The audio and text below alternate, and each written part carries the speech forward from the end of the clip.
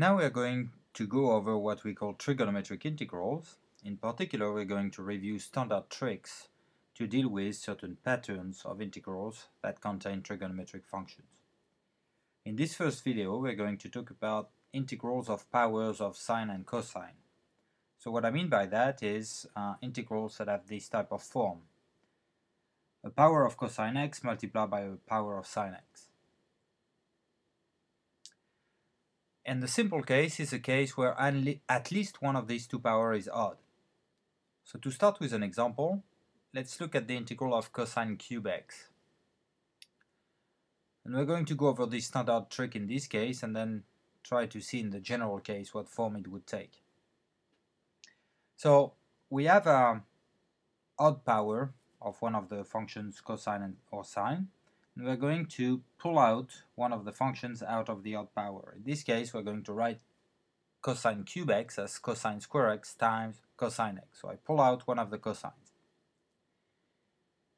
And then this cosine x dx is going to be my du.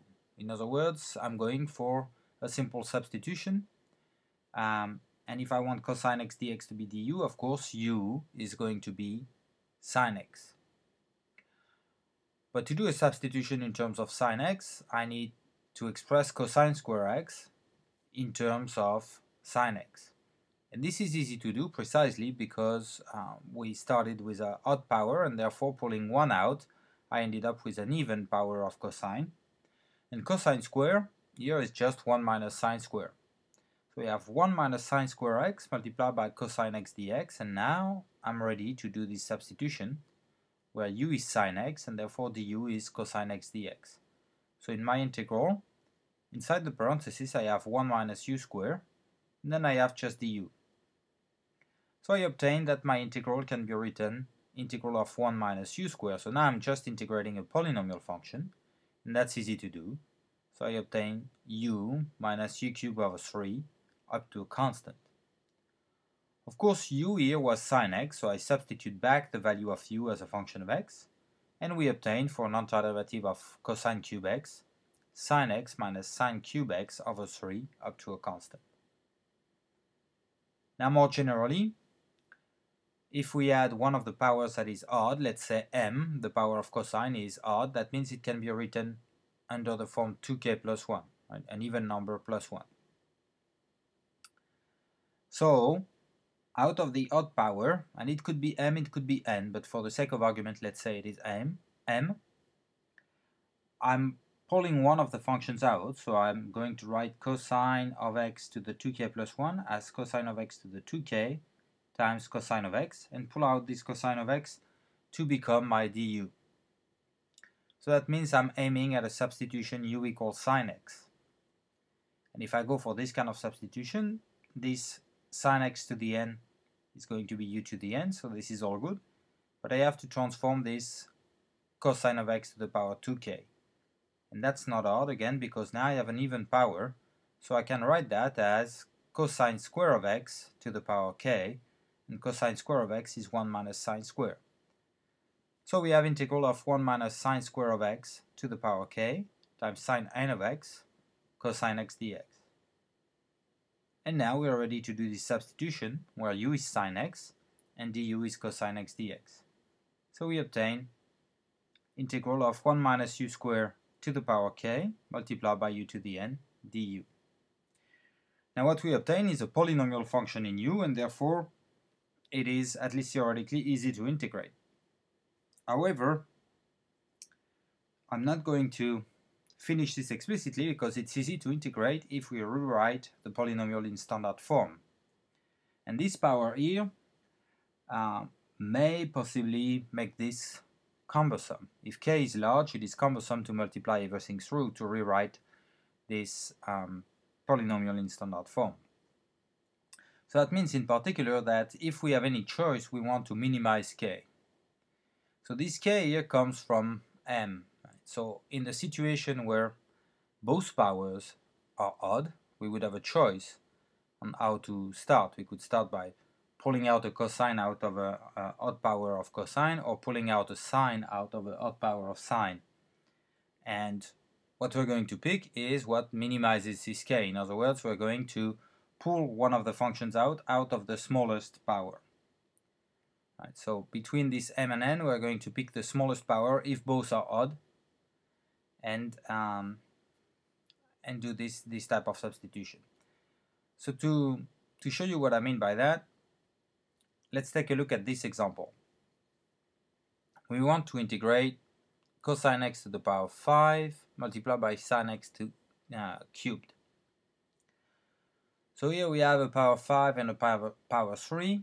We're going to go with the smallest power. Both are odd, so I have a choice on what function to use, but I'm going to go with the smallest power. So I'm pulling out one of the functions out of the smallest power. In other words, I'm going to write sine x cubed as sine square x times sine x. And now this sine x dx is going to be up to the sine by du. In other words, I want to go for substitution where u is cosine x. And in that case, du is negative sine x dx, so what I have at the end is not quite du, it is negative du.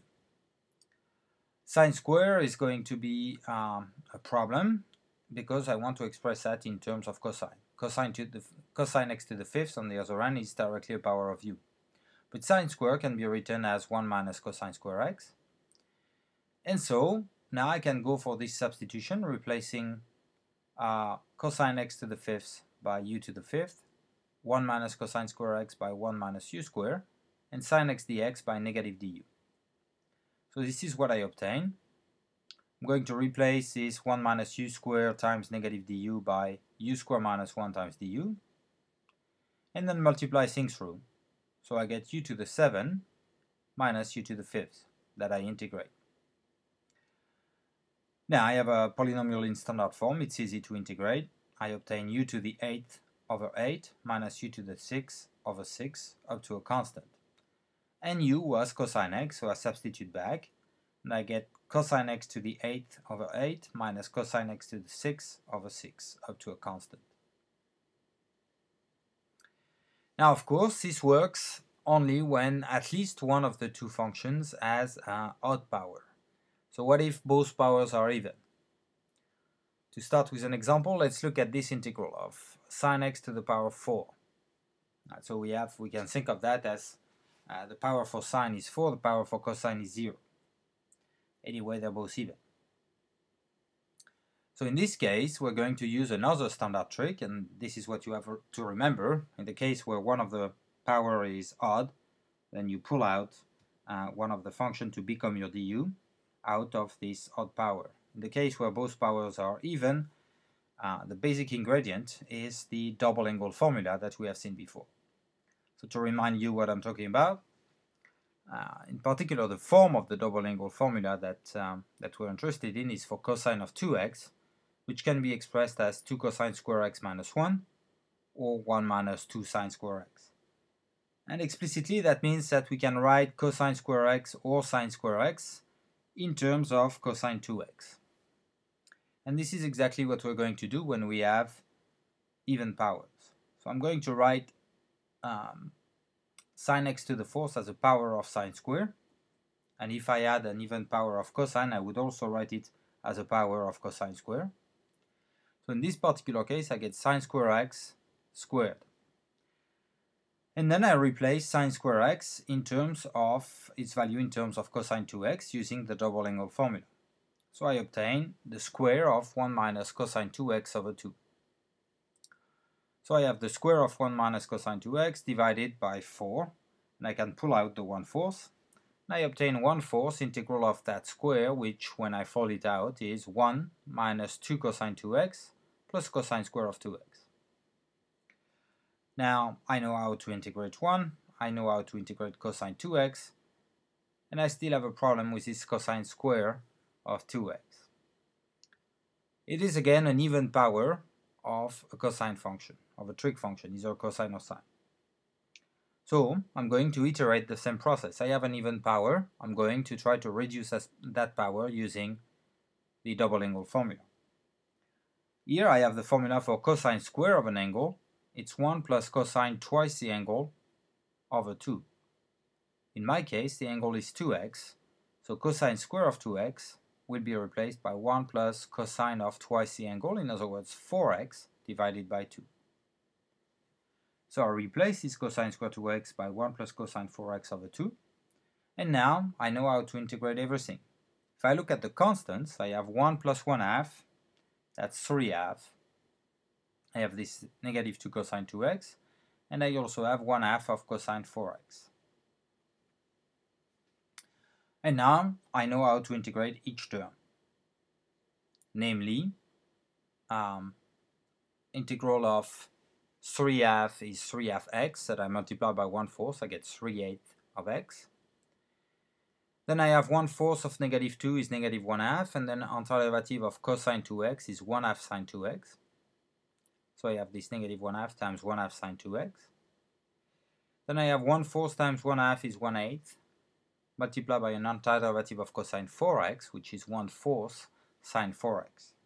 So that simplifies as 3/8 of x minus 1/4 sine 2x plus 1/32 sine 4x up to a constant. More generally, if I have both powers that are even, that means they are of the form 2k and 2p. So that means I can write both powers as powers of cosine square and sine square. And then I can use the double angle formula to replace cosine square x in terms of cosine 2x and sine square x in terms of cosine 2x. So I obtain something like that. The next step is to FOIL everything out, multiply things through. Now, this can be, if k and p are large, this can be a pretty complicated expression. Regardless, what we're going to obtain is a polynomial in cosine 2x. So we're going to have various powers of cosine 2x. And for the odd powers, we can use the technique we discussed before.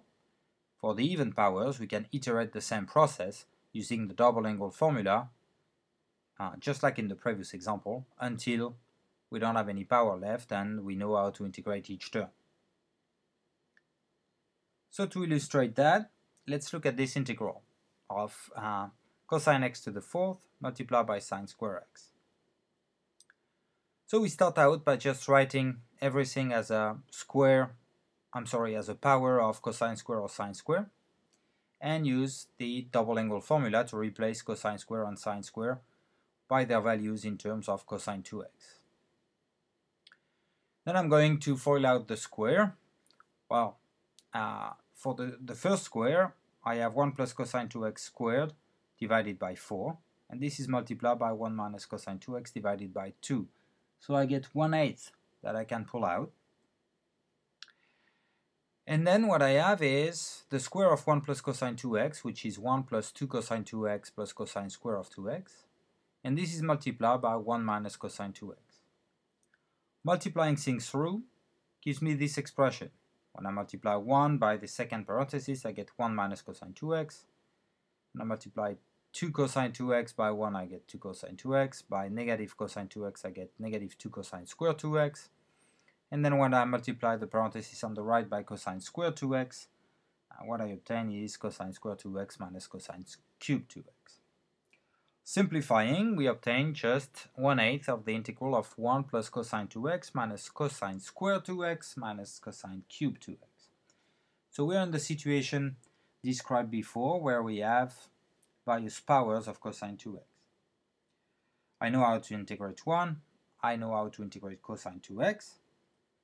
I don't quite know how to integrate cosine square 2x, but we know what to do in this case. I have an even power, so I can iterate the same process, and I'm going to use a double angle formula to replace cosine square of 2x by 1 plus cosine of twice the angle, in other words 4x over 2.